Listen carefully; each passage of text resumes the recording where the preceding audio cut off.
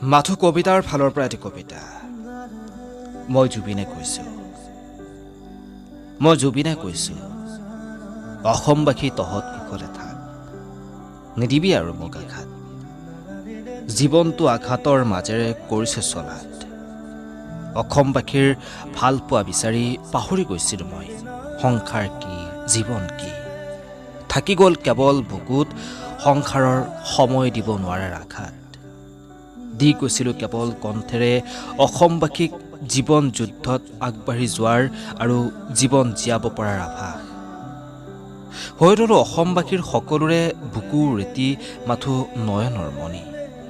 এতিয়া যে মোক বিদায় জনাব নোৱাৰে অসমবাসীয়ে অসমত জুবিন দাক বিচাৰে দেউতা গৰিমা আৰু অসমবাসী তহঁতে দুখৰ চকুলো নুটুকিবি মোৰ কণ্ঠ মোৰ কৰ্মত চাবা মোক বিচাৰি পাবা গৰিমা স্বাৰ্থহীন মানুহ এজন চাবা